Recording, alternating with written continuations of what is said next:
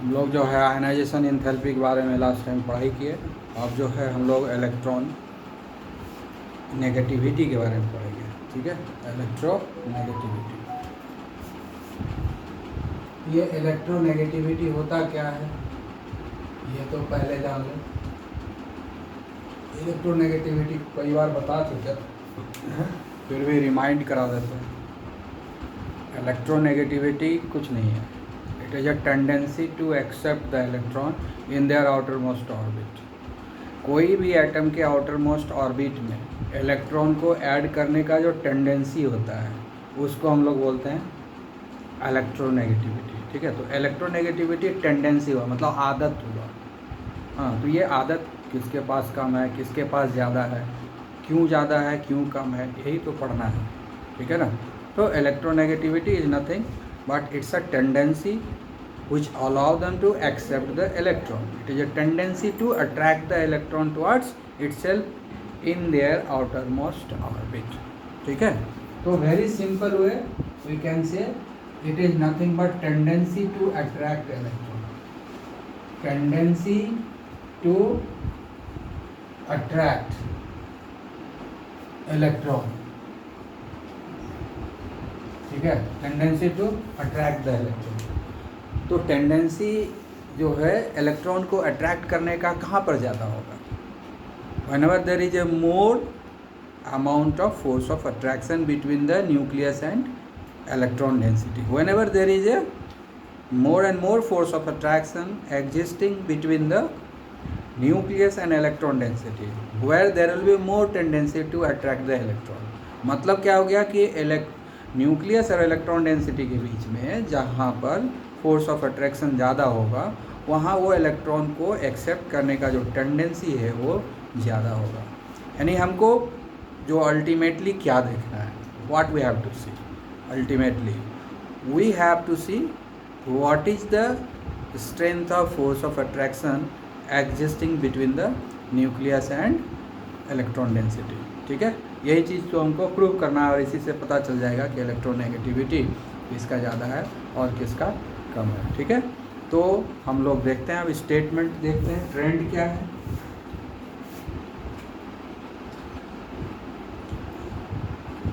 तो पहला ट्रेंड क्या लिखते हैं हम लोग, the electronegativity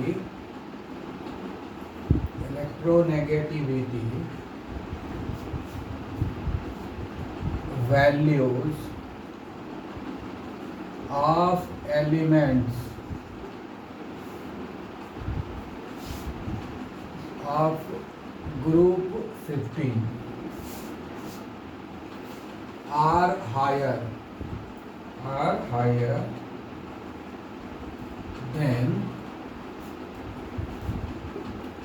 the corresponding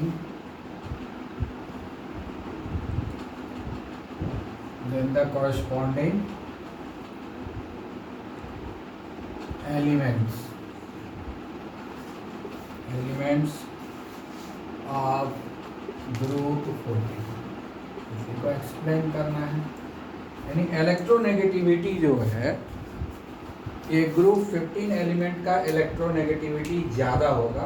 carbon से ज़्यादा इलेक्ट्रोनेगेटिविटी नाइट्रोजन का होगा, सिलिकॉन से ज़्यादा इलेक्ट्रोनेगेटिविटी फॉस्फोरस का होगा, जर्मेनियम से ज़्यादा इलेक्ट्रोनेगेटिविटी आर्सेनिक का होगा, टीन से ज़्यादा इलेक्ट्रोनेगेटिविटी एंटीमनी का होगा, लीड से ज़्यादा इलेक्ट्रोनेगेटिविटी बिस्मथ का होगा। ठीक है, यानी ग्रुप 15 का जो एलिमेंट है उसका जो कॉरस्पॉन्डिंग ग्रुप 14 एलिमेंट है ना, कार्बन का कॉरस्पॉन्डिंग एलिमेंट कौन होगा, 14 में सी कार्बन, फॉस्फोरस का सिलिकॉन हुआ। तो कॉरस्पॉन्डिंग एलिमेंट से ग्रुप 14 के कॉरस्पॉन्डिंग एलिमेंट से ग्रुप 15 एलिमेंट्स का इलेक्ट्रोनेगेटिविटी जो है वो ज़्यादा होगा। ये प्रूफ करना है, कैसे प्रूफ होगा, तो हम लोग पढ़ चुके हैं कि इलेक्ट्रोनेगेटिविटी उसी का ज़्यादा होगा जिसमें फोर्स ऑफ अट्रैक्शन जो है इलेक्ट्रॉन डेंसिटी और न्यूक्लियस के बीच में ज़्यादा होगा। ठीक है, तब देखते हैं कि कैसे होता है ज़्यादा और कम। तो हम लोग देखेंगे कि ग्रुप 14 और 15 में ट्रेंड क्या है, दोनों का कंपैरेटिव स्टडी करेंगे। ठीक है, तो अगर हम स्टडी करें पहला तो स्क्रीनिंग इफेक्ट तो सेम रहता है, उसका हम लोग डिस्कस यहाँ नहीं करेंगे। स्क्रीनिंग इफेक्ट ग्रुप 14 लो 15 लो दोनों का सेम है। क्यों सेम है वो पहले डिस्कस कर चुके हैं। ठीक है। दूसरा चीज़ जो डिफरेंट होता है वो है साइज और रेडियस, साइज और रेडियस। तो ये जो ग्रुप 14 का जो साइज होता है ना, ग्रुप 15 से बड़ा होता है। ग्रुप 15 का साइज जो है छोटा है, तो ग्रुप 15 का साइज छोटा है ना, तो ग्रुप 15 का साइज छोटा होने का मतलब क्या हो गया कि न्यूक्लियस और इलेक्ट्रॉन डेंसिटी के बीच में जो डिस्टेंस है वो कम है। न्यूक्लियस और इलेक्ट्रॉन डेंसिटी के बीच में डिस्टेंस कम है, तो जहाँ पर डिस्टेंस कम होगा, न्यूक्लियस और इलेक्ट्रॉन डेंसिटी के बीच में कम होगा, वहीं ना ज़्यादा टेंडेंसी होगा इलेक्ट्रॉन को एक्सेप्ट करने का। तो ये जो फैक्टर है जिसमें बताता है कि साइज जो है ग्रुप 15 का कम है ग्रुप 14 के कंपैरिजन में, यहाँ पर तो यही कन्फर्म है, यही पता चल रहा है कि ग्रुप 15 का में जो है न्यूक्लियस और इलेक्ट्रॉन डेंसिटी के बीच में जो डिस्टेंस है वो कम है। तो डिस्टेंस जब कम होगा तो अट्रैक्शन ज़्यादा होगा, फोर्स ऑफ अट्रैक्शन ज़्यादा होगा। तो फोर्स ऑफ अट्रैक्शन ज़्यादा होगा तो इलेक्ट्रॉन को ज़्यादा इफ़ेक्टिवली अच्छे से वो एक्सेप्ट करेगा, ठीक है, अच्छे से वो एक्सेप्ट करेगा, है ना, मोर इफेक्टिवली वो एक्सेप्ट करेगा।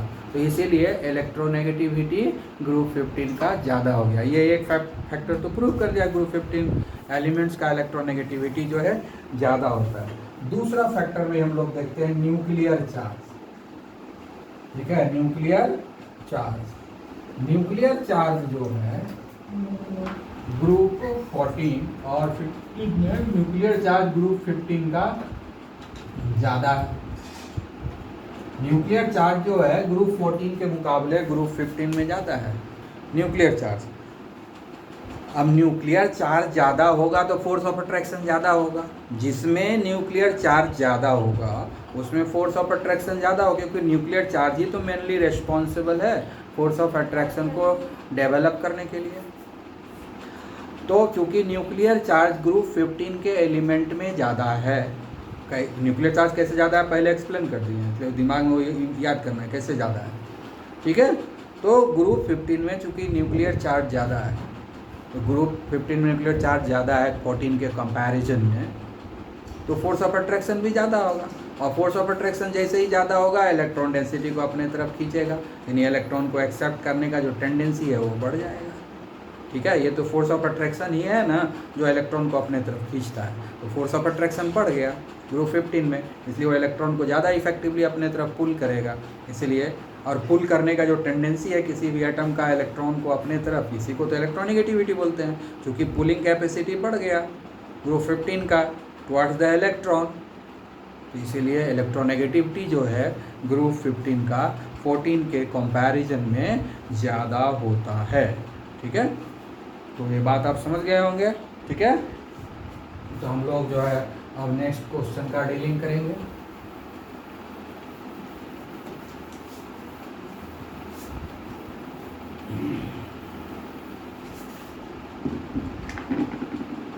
नेक्स्ट क्वेश्चन है on going down the group, on going down the group 15, the electronegativity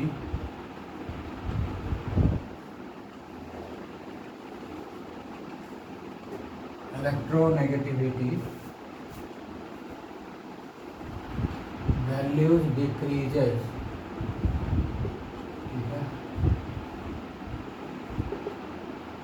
अब इसको हम लोग कैसे एक्सप्लेन करें। बोल रहा है कि ग्रुप 15 में जब आप टॉप टू बॉटम आइएगा तो इलेक्ट्रोनेगेटिविटी जो है डिक्रीज कर जाएगा।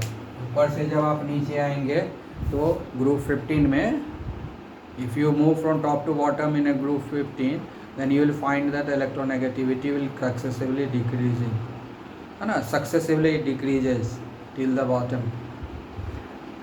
That means the element which is at the top of the group are more electronegative and the element which are at the bottom of the table are less negative.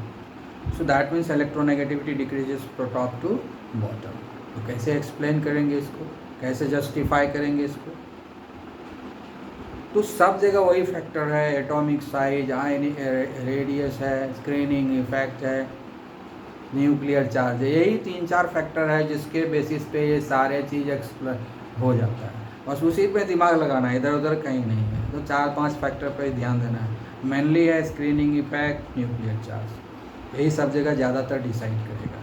ठीक है, तो अब हम लोग देखते हैं, जब टॉप टू बॉटम आ रहे हैं, है ना, टॉप टू बॉटम जब आ रहे हैं, चल रहे हैं ग्रुप 15 में, तो पहला चीज़ क्या होता है, साइज जो है, साइज इंक्रीज कर रहा है।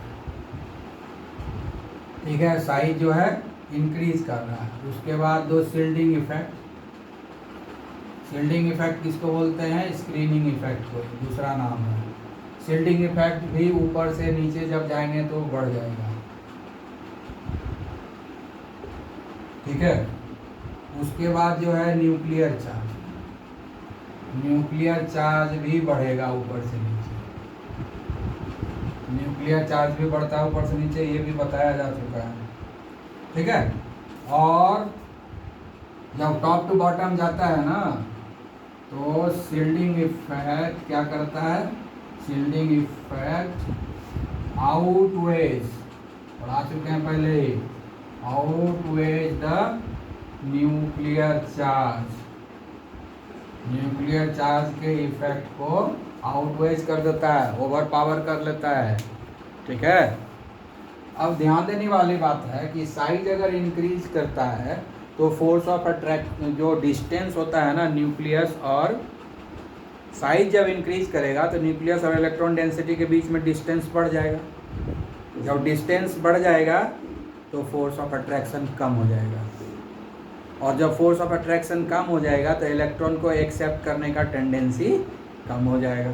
तो पहला जो साइज है ये तो बता ही रहा है कि इलेक्ट्रोनेगेटिविटी डिक्रीज करेगा टॉप टू बॉटम जाएंगे तो, क्योंकि साइज बढ़ेगा तो डिस्टेंस बढ़ेगा न्यूक्लियस और इलेक्ट्रॉन डेंसिटी में, और डिस्टेंस जब बढ़ेगा तो फोर्स ऑफ अट्रैक्शन घट जाएगा।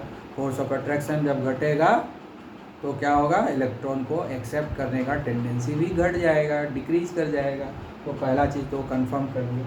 अब यहाँ पर आता है शिल्डिंग इफेक्ट और न्यूक्लियर चार्ज। ये दोनों जो है कॉन्फ्लिक्टिंग फैक्टर है। कॉन्फ्लिक्टिंग फैक्टर मतलब दोनों एक दूसरे का विरोध करता है, दोनों साथ में नहीं चलता है, दोनों एक दूसरे को जो है विरोध करेगा। ठीक है ना, शिल्डिंग इफेक्ट क्या करता है, ये बढ़ रहा है, और न्यूक्लियर चार्ज भी बढ़ रहा है, दोनों बढ़ रहा है। लेकिन शिल्डिंग इफेक्ट क्या करता है, shielding effect force of attraction को कम करता है। शिल्डिंग इफेक्ट क्या करता है, फोर्स ऑफ अट्रैक्शन को कम करता है, और nuclear charge force of attraction को बढ़ाता है। दोनों एक उल्टा काम किया।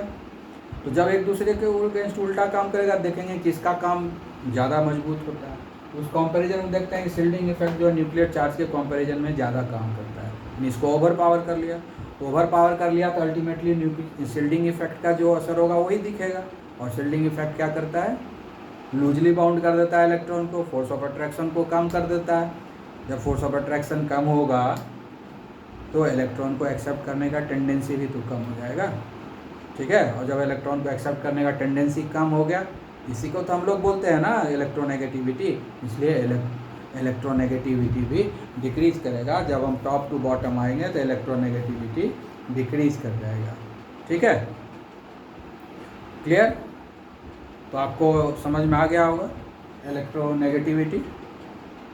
तो बस आज इतना ही, अब हम लोग दूसरे दिन मिलेंगे फिर से। Okay, have a nice day.